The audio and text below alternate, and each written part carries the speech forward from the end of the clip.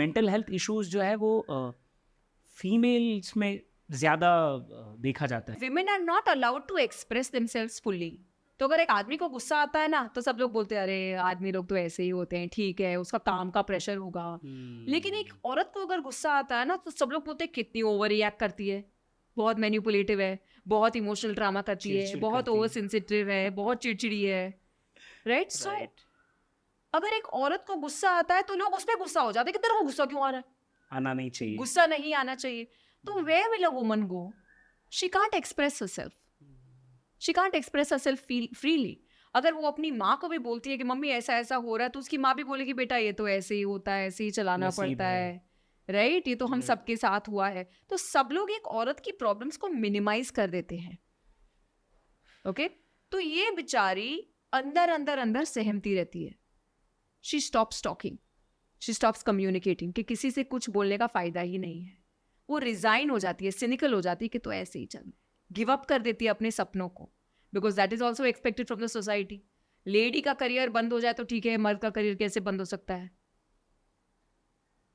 तो she is compromising so much कि अब उसके पास अपने दिमाग में एक जिंदगी जीने का सिर्फ एक ही तरीका है, या तो बैठ के टीवी देखेगी और टीवी में जो पिक्चर चल रहा है वो अपने आप पे सुपर इम्पोज करेगी और आधे घंटे की उसको खुशी मिल जाएगी, या तो कोई नॉवल लेके बैठ जाएगी और अपने सपनों को उस नॉवल थ्रू देखेगी. That is her escape. And then she will feel frustrated in a relationship also, क्योंकि रिलेशनशिप उसके एक्सपेक्टेशन को मैच नहीं कर सकता. So that's why a woman suffers. और एक वुमन एक नर्चरर होती है. Okay. So a woman typically is like a sponge for everybody's emotions in the house bunch. अगर उसके बच्चों को भी कुछ होता है तो डायरेक्टली उसको भी होता है. और आप कितनी औरतें ऐसी हैं जिन्होंने ये बोला होगा मेरे बच्चे को तकलीफ हो रही है, भगवान उसकी तकलीफ मुझे दे दे, उसको ठीक कर दे. Every mother would have said this, every mother. और हम एनर्जेटिकली उसको मैनिफेस्ट करते हैं मनोज.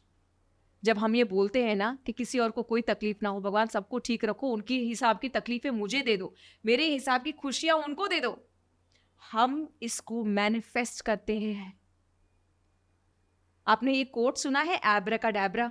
मैजिशियन यूज करता है ये कोट. जी. इस कोट का मतलब पता है आपको? Abracadabra literally means I create as I speak. मैं जो बोल रही हूं उसको उसी मोमेंट पे क्रिएट कर रही हूं. इतना मैजिक है हमारे शब्दों में, हमारे इंटेंशन में, हमारे ख्यालों में. हम लोग उसको टेकन फॉर ग्रांटेड लेते हैं. लेकिन जिस दिन आपने बोल दिया कि इसकी सारी तकलीफें मुझे दे दो, भगवान ने बोला तथास्तु. So a woman is actually absorbing all of this energy into herself. That's why of course she is suffering more.